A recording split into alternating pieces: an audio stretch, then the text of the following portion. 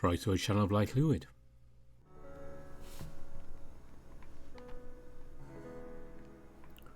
Welcome back to By Your Hands, a little later than scheduled.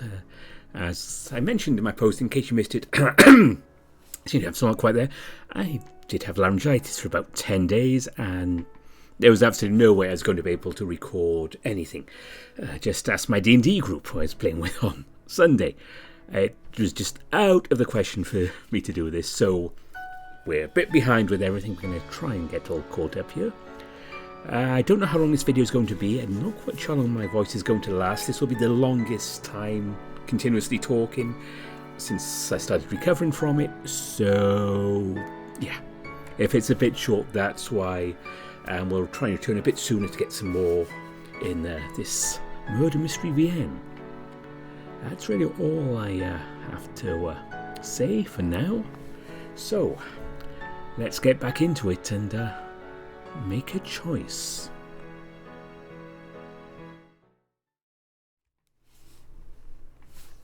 After considering my options, I decided to...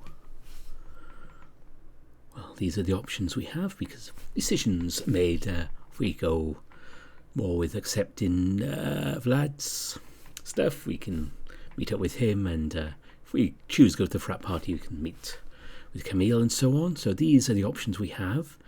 And I actually asked in the last video if anyone had any thoughts, or what you'd like to see. Let's do an audience kind of thing. Didn't get much, but out of the votes we did have, most votes went to Mr. Baker. So let's accept his offer to go out and see the lecture thing. Sorry, man. Ken had a long first day, so I think I'll just head home. I didn't want to worry him too much. I left out a little detail of where I'd be going along the way, and who I was going with. Liam hummed, tapping a claw on the tabletop while looking over at me. Considering what happened this morning, that might be for the best. If I didn't know any better, I'd say the line almost looked apologetic. Hey, sure, there's going to be a lot of people I know there. Kind of want to introduce you. Get you familiar with everyone. I'll be fine, man. I think I want to start slow, the whole socialization thing.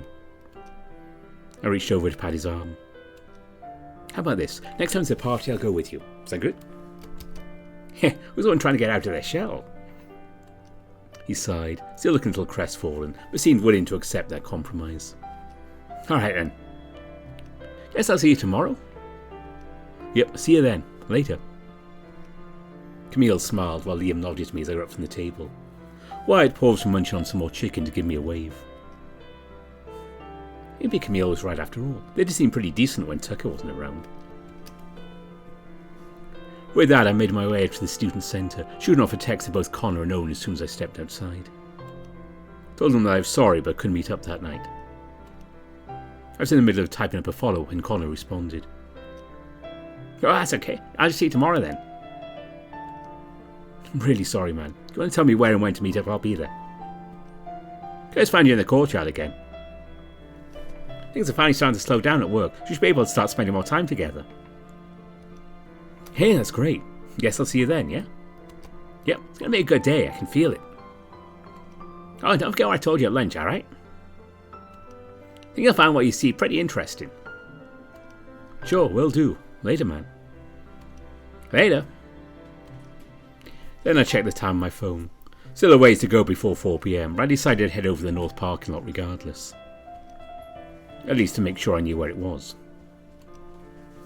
I found the place easily enough. It's actually at the far end of one of the sidewalks leading away from the student centre, which was pretty much a straight shot to the northern end of the campus. I looked out over the vast sea of black asphalt and cars of various makes, models and colours. A few already pulling out, their owners heading home for the evening. Didn't see any of the students around, just as the faculty. Which happened to include a particular bison who was making his way down the path perpendicular to the one I'd taken to get there. And Mr. Baker. I waved to catch his attention. As soon as he caught sight of me, he smiled and trotted over, his briefcase tucked under one arm while the other pumped at his side. Rex, suppose you decided to take me up on my offer? Yes, sir. Didn't really have anything else to do tonight, so... Not even the reading I assigned in class? The stern expression on his face broke into a grin. He laughed loud and rumbling and waved his free hand. Oh, I'm just joking, don't worry. I may be strict in the classroom, but I promise I'm not a hard-ass 24/7. Can you imagine how miserable that would be? Yeah. The tension in my shoulders relaxed, and I offered him a small smile of my own. Good to know that I'll have a +1 for this seminar. And you even got here before me. Another lighter laugh. Guess you're eager to head out, Looking at the bison, watching as he shifted from foot to foot, I could see that Mr. Baker looked so much more put together than he had earlier in his office. His expression steady and sure, and his eyes focused. That strange, sweet smell nowhere to be found. Just the occasional faint waft of a very masculine musk when the wind shifted just right. I cleared my throat, rubbed the crown of my head, and tried to ignore the bloom of heat across my snout. Yeah. Should we go now, or...? The bison took a look at his wrist. Then, noticing he wasn't wearing a watch, he gave me a sheepish look. Do you happen to have the time? I pulled my phone out to check. Like 10 to 4? Well, still a little early. That just means we can get better seats. Let's head on out then. He led me over to a squat brownish-coloured car. I think it was a station wagon, when I remembered what Connor had shown me online once. After unlocking it, Mr. Baker gestured for me to climb into the passenger seat while he stored his briefcase in the back. Then he settled in the driver's seat beside me, his arm pressing against my own over the centre console. Sorry if it's a little bit of a tight fit. No problem at all, sir. No need for that sir stuff outside the classroom, Rex. He gave me a pat on the shoulder, then set that hand on the back of my seat, craning himself around to look out the rear window while backing up. Mr. Baker, then? That works for me. And with that, we set off. The bison asked if I had any preferences for music to listen to on the radio, or maybe one of the CDs in the centre console. I shrugged, so we just turned it to some modern hits channel or other. I wasn't really good at small talk. It seemed that neither was he. So we both just fell into an amiable silence, Mr. Baker focusing on driving while I watched the scenery pass by outside the passenger window. Could have just let my mind wander, perhaps, if there hadn't been something distracting me. Something ever-present. Something growing stronger with each passing moment. Something bitter-spicy, just a little sweaty, and so very masculine. Mr. Baker's scent. It was natural, of course. All animals had their own specific pheromones, which could be stronger or weaker, more or less noticeable, sweeter or more pungent. It wasn't anything to be ashamed of, nor was there any shame in taking notice of it. It was something which all animals had experienced as they matured into adults ready to find a mate. And just like I had in Mr. Baker's office, I was experiencing it all right. The rich, and quite strong, though hardly unpleasant, aroma of the older male's body and the effect it was having on me. I almost jumped out of my seat at that sound from the bison. Mr. Baker was still looking straight ahead, staring and blinking, jaw tense and gripped tight on the steering wheel. But I could see some red peeking through the fur inside his flicking ear, and on the border between his nose and the fur covering his snout. His breathing was slow, even and deep. He shifted in his seat, thighs pressing and rubbing together.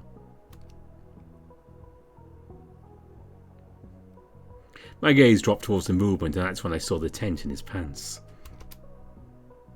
Fuck. I must have been dreaming. There's no way this was actually happening. But when I gave the inside of my bottom lip a sharp nip, I didn't suddenly wake up in bed with a terminal case of morning wood. I was sitting there in the stuffy, slightly cramped car with my hot college professor, and we were both horny.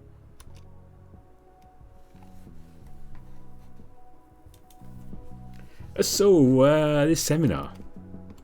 You said it was on prehistoric animals, right? Yes, that's right. Is that something you're really interested in? Oh, you could say that. Speaking as a history professor, it's always good to learn about the cultures which came before us, our ancestors and their lives and all that. And speaking personally, well... He glanced over, keeping his gaze firmly on my face, and chuckled. I was a really big fan of the Mudrocks back when I was a calf. Oh? Oh yeah, the Mudrocks, Valley of the Vanished. I really liked Pterosaurs back when it was first airing. Still a little annoyed about the way they ended it though. I mean, seriously, everyone loved the Claresons, and they do that to them? Well, I get what they're trying to convey, but why aren't the series on such a downer, you know? I nodded along. Even when I admitted I didn't know what the bison was talking about, he just recommended I watch those shows for myself. He was so passionate about it I couldn't help but make a mental note. By the time we arrived at the Natural History Museum, both of us had completely forgotten about the awkward moment of mutual arousal. While Mr. Baker found a place to park, we continued chatting about old movies and TV shows. The topic shifted to the feathers or scales debate while we waited in line to claim our free tickets. On and on, conversing and joking and sharing a few laughs as we grabbed a pair of front row seats and waited for the seminar to begin. Finally, the lights dimmed. The projector started up. The first scheduled speaker took the stage and greeted the audience. Started with an overview of prehistoric species, the ancestors of modern-day animals. The various creatures that lived in the primordial seas, the gargantuan insects, and of course the dinosaurs, kings of the old world. Tragically reduced to fossils in the modern day, and there are only sketches and paintings based on those fragmentary remnants to give the masses an idea of what their forebears looked like. But I couldn't help shifting in my seat at how accurate some of those drawings were. Then there came a general overview of the prehistoric timeline, the different eras and epochs, from the very beginnings of life to the extinction of the dinosaurs. And at last, a presentation on theories about prehistoric culture. Or perhaps more accurately, the complete and total lack of it. The dinosaurs existed far beyond the advent of the first sapiens after all, and so, as wilds tended to do, they lived and died by their feral nature. Hunting one another, being hunted in turn, breeding as often as they could to survive their harsh environment and conditions. Doing whatever it took to survive. The rest of the audience applauded once the seminar was over. I just kept my head down, even when Mr. Baker gave my shoulder a tap and said it was time to go. Even on the way to the parking lot. Even when I plopped into the passenger seat of Mr. Baker's station wagon, buckling up while he started the car. The bison asked if he could drive me home, and I just nodded my head. The trip back to the lab complex started out silent, awkward and full of nervous anxiety. Not even being cooped up with the bison's scent again could lift my spirits. Well, that was interesting,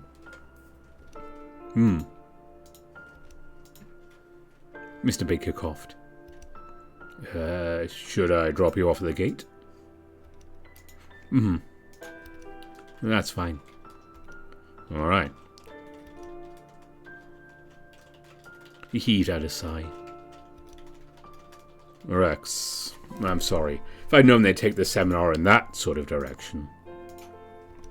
I just shrugged. Hey, you heard them. It was a different time. Dinosaurs back then had to do whatever they could to survive, right?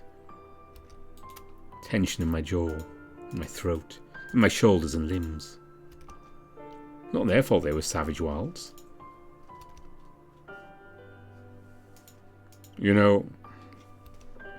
He hesitated, tapping his fingers on the steering wheel. I probably shouldn't say this. I'm not sure I even have the right to. But, well, I've been thinking about that question you asked earlier today. About the difference between wilds and sapiens. And I've heard there have been multiple case studies of wilds who, depending on how early in their lives they started, could be educated and civilized into basically fully sapient animals. They may still have a few lingering instincts, and may be more in touch with their feral senses. He cleared his throat and my cheeks grew hot as I ducked my head. But by all accounts, there's very little difference between a born and bred sapient and one who was born wild. I finally looked over at him, stared, mind frozen. He just looked back at me, glancing forward to keep an eye on the road from time to time. When he finally pulled over to park near the entrance gate to the lab complex, the bison reached over and set a hand on my shoulder. Careful, tentative, like he anticipated me turning to growl, snarl, roar, bite, snap at him. When I just relaxed back into my seat, and in a gust of held breath, he gave me a gentle, reassuring squeeze. Oh, I suppose I should come clean. I happen to have learned about your unique circumstances, Rex. Not the full picture, of course, but, well, I've been able to piece a few things together. Deep breath in, slow breath out. I guess that makes sense if you know my dad. I chuckled, chest tight, forcing it out in quick huffs. And the prehistoric species 7 was a little on the nose. Ah, yes, well, I guess I thought that would be the most circumspect way of broaching the subject. Little by little, the tension was bleeding out of my limbs, out of my jaw, out from the corners of my eyes. I was quick to wipe it away. Mr. Baker either didn't notice or he chose not to comment. So, what now? Since you know I'm a bright young animal, like I said earlier, inquisitive and intelligent. If you don't mind me saying, very good company. Another reassuring squeeze of my shoulder, followed by a light jostle. Listen, Rex, I'm sorry again about the seminar. My intentions were to break the ice using it as a jumping off point so I could, well... It was his turn to take a deep breath in and let a slow breath out. Since I know about your circumstances, that puts me in a good position to help you with them, as both an instructor and a mentor. After all, it's through understanding our history that we're able to understand our world. He laughed, flicked one of his ears and let his gaze dart away. However, I want to make the offer regardless. I really would like to help you, Rex. I could continue to give you a lift home whenever you wanted. Whenever you want, we could just talk about anything.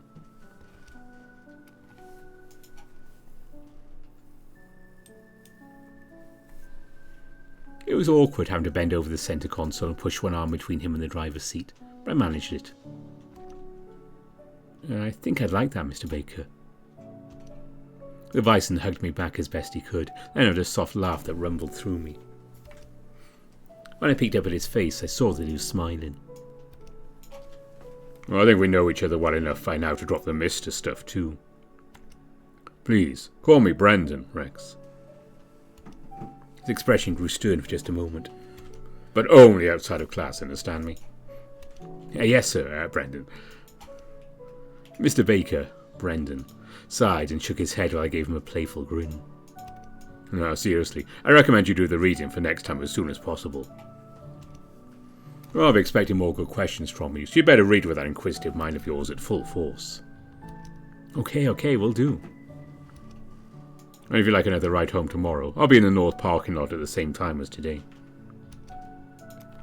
I'll think of more extracurricular recommendations you did check out in the meantime. There's a lot for you to catch up on. He chuckled. Until then, have a good night, Rex. Take care, alright?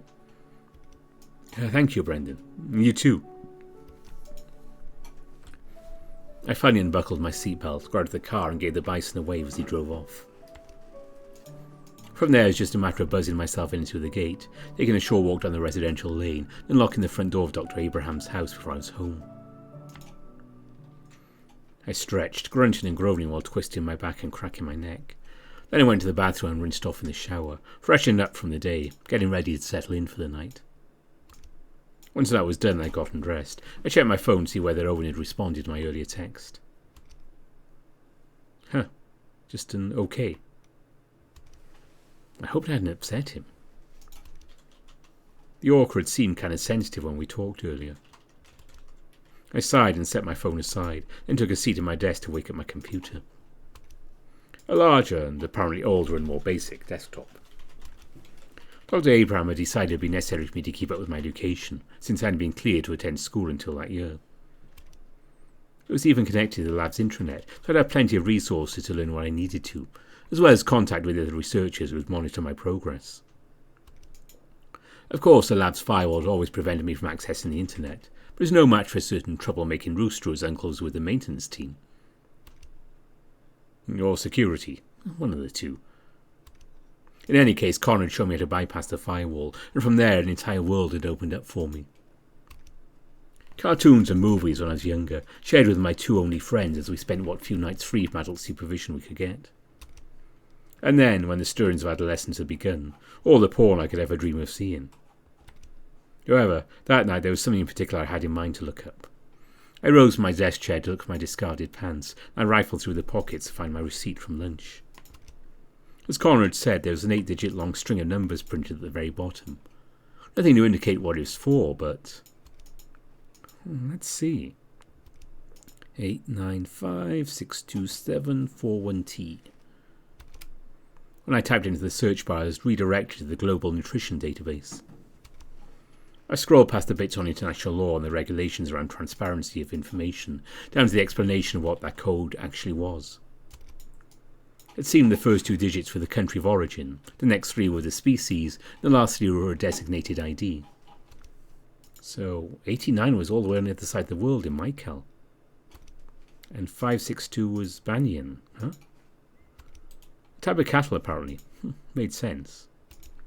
And when I scrolled down to find number 741T, I found a link to an entire profile page. Li Wai-chi. Age 47 at time of death. A rice farmer lived in one of the rural provinces. Survived by his wife and 5 children. Cause of death? Accident involving his farm equipment. Poor thing. I closed that tab with a huffed-out sigh. Primaries reading by secondaries, and both are reading by apexes. That was the natural order of things. No matter how advanced civilization had become, biology couldn't be changed. Still, I couldn't help feeling a twinge in my stomach at having a name and face put to the meat I'd eaten. Setting those thoughts aside, I skipped out on dinner and spent the rest of the night studying. Decided that I might as well get that reading for history over and done with. I paused to greet Dr. Abraham when he checked in on the intercom, then got right back to it. Lights out was at 10. I settled into bed, closed my eyes, and tried to get some sleep after my first long day of college.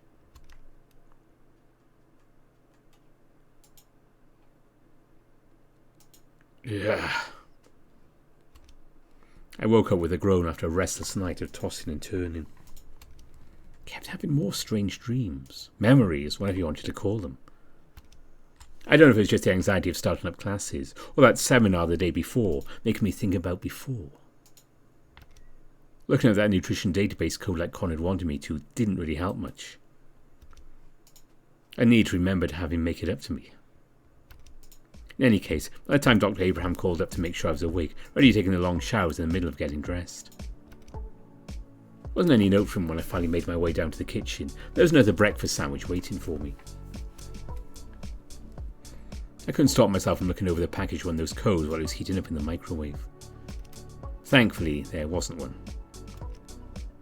Oh, it was on the box those individually packaged sandwiches had come from.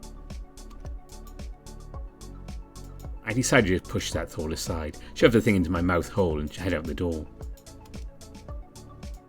Took a deep breath of the fresh morning air as soon as I got outside.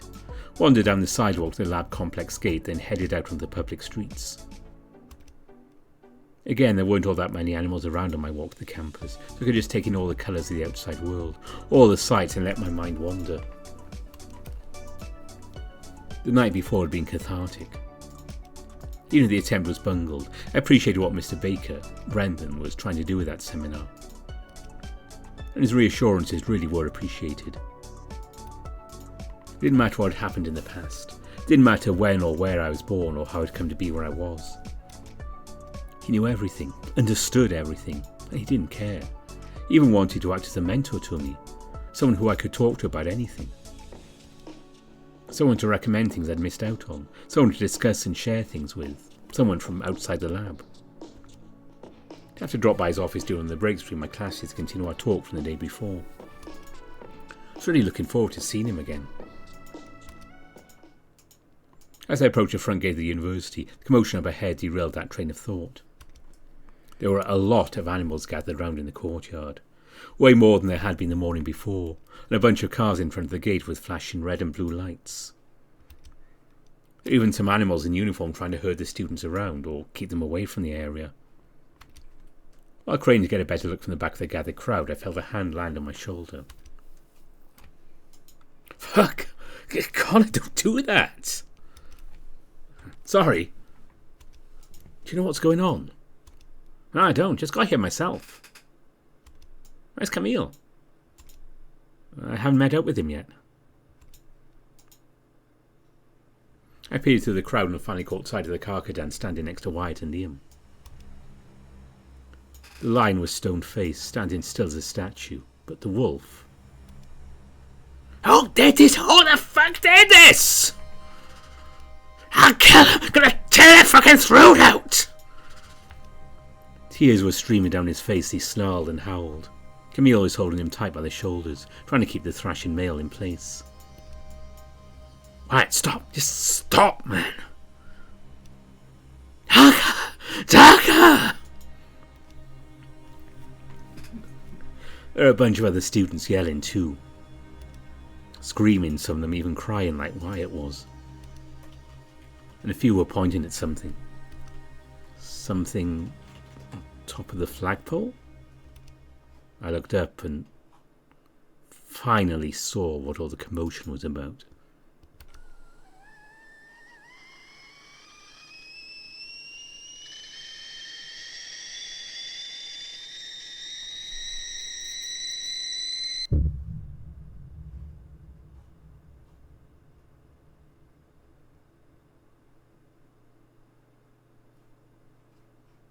So, tell me what happened. I looked down to the tabletop in front of me, tiny scratches visible on the smooth surface. Up the clock on the wall, ticking away steadily, the sound almost matching the pounding in my temples. Over the uniformed officer sitting across from me, I noticed his eyes boring into me. I dumped my head back down to avoid that probing gaze. Deep breath in, heavy sigh out. Blow away all the tension and anxiety. I don't know. I got the campus around... And the glance of the clock. 2 hours ago when Tucker's...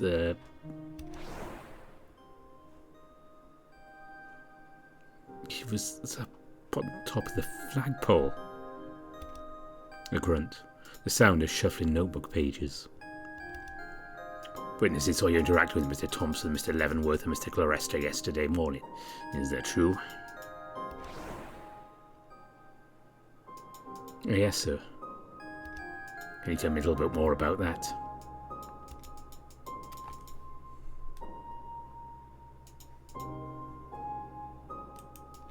I frowned, feeling my jaw grow tense, but still didn't dare to lift my gaze.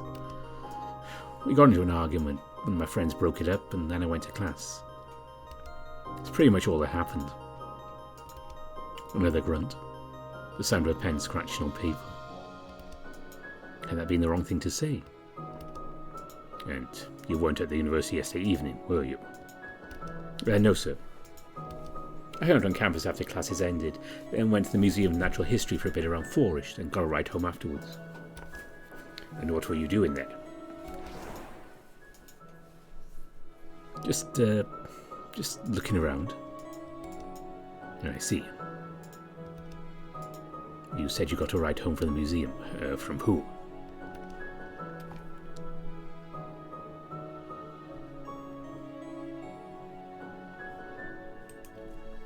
There's a seminar going on that he was going to attend anyway, so I asked him if I could tag along. Not quite the truth, but close enough I'll hopefully keep him Brendan out of trouble. Alright. And about what time did you get home? Seminar ended at 6, so... I don't know, like 6:30 maybe? More pen scratching. Is that significant? Maybe. We'll see. Were you with anyone else around, say, 7:30 at night? Yes, sir. That's when my dad usually gets home from work. The words Dr. Abraham had made me rehearse countless times when I was younger came out as easy, as smooth as anything. Finally looked up, watching the officer flip through his notes for a long silent moment. At last he let out a heavy sigh of his own. All right, I think we're pretty much done here. So I can go? Instead of answering, the boss shifted around in his seat so he could reach into his pocket, rifling around, finally drawing out a stack of business cards. Give me a call if you think of anything else that might help out the investigation. Respectful, obedient, I took a card when it was offered. I will do, sir. One more grunt, then the boy waved a hand in my direction while staring down at his notebook. I knew a dismissal when I saw one. So I stood up, tucked the officer's card into my pocket, and made my way out of the room. The hallway outside was pretty much deserted. The entire student centre was only a few small groups huddling together in the main lounge area, so I had plenty of privacy to gather myself. Deep breath in. Long, heavy sigh out. Guess I couldn't deny it anymore. This wasn't a bad dream or something. This was actually happening. Tucker was dead. The police, those animals in uniform, had cleared out the main courtyard soon after I arrived on campus. Everyone had either been herded to the student centre or over the dorms, while Tucker's head had been taken down. In all the commotion, I lost sight of Camille, Wyatt and Liam. Did my best to stick by Connor's side, but then the students started being led off to get interviewed by the officers. I just had to wait by myself until it was my turn. And so, there I was. And Tucker was dead. According to the clock in the conference room I just left, it was almost 11 in the morning. If it was a normal day, I'd be a little over halfway through my Comp 1 class. If it was a normal day, all I'd have left on my schedule would be my lab hour for biology after lunch, then jazz band in the afternoon. I could have hung out with Camille and Connor until then. Maybe introduced the two of them to Owen. Seemed to me like the Orca could use some more friends too. I could even go and see Brent in his office again afterward. See what him being my mentor would actually entail. But Tucker was dead. I shook my head, then kicked to the tile floor. Felt a growl tickling my throat, but swallowed it down. Had to stop thinking about it. Find something to distract myself, maybe. Had to get some fresh air. While passing through the lounge area, I noticed a small commotion going on. A bunch of students were all gathering around someone. The rabbit kept her head ducked and her eyes downcast. She tried to make her way through the small crowd. Couldn't hear what was being said to her. Something about a party. Something about Tucker. Just when I started to turn towards them, the alco was leading the rabbit by the shoulders, snorted and shoving her way through. Back off! She doesn't know anything! The pair made their way towards one of the side exits out of the lounge area, leaving a wave of murmurs in their wake. Did he hear about? Yeah, pretty fucked up how. Man, I got one of the Herbies together and... I stepped a little closer, trying to hear better, got a couple of glances thrown my way before the crowd started dispersing. More murmuring, some sharp, low whispers. Someone pointed off to the side, towards the vulture sitting in the chair in one corner of the lounge. You think? Know what they say about scavengers? Probably what happened to the rest of... An audible shudder, the sound of someone smacking someone else's shoulder, snickering which sounded oddly forced.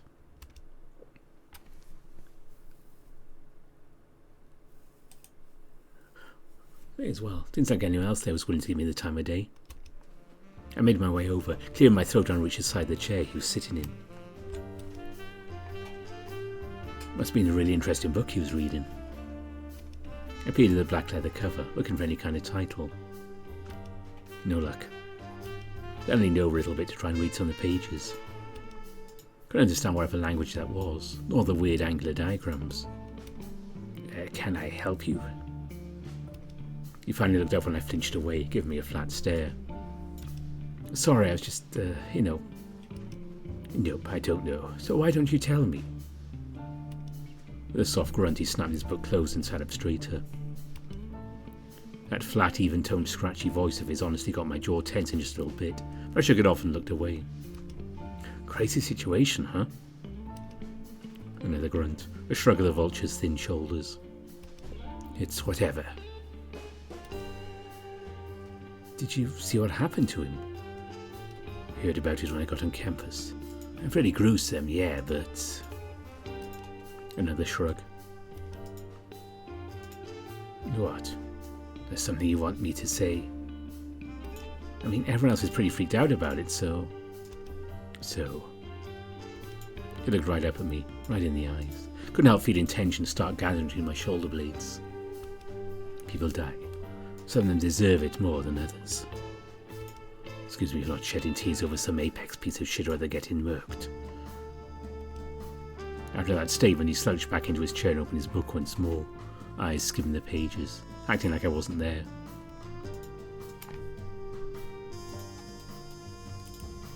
I just stood there, frozen, staring down at him. Let me guess. You think I had something to do with it? What? With a snort, the vulture glanced back up at me. His gaze was as sharp and pointed as in his next statement. Hey, you know what they say about scavengers, right? Well, I tried to think of something to say in response to that. Vlad let out a quiet croaking sound that almost sounded like a laugh. Sorry, but you got the wrong guy. I was doing shows at Freaks until 10:30 last night, so didn't really have the time or energy to go kidnapping and murdering assholes. Though, just so you know, if I had done it, there wouldn't have been anything of him left. Another snort. I stepped back to give the vulture space. He stood up and tucked his book under one arm. If you'll excuse me, I'm going to go find somewhere to finish reading my book in peace. See you around, maybe. I didn't try to stop the vulture as he walked away, making his way out to the student centre. Caught sight of a few other students still whispering and pointing as he passed them by, and dodged a few glances that had been thrown my way too. Well, damn it.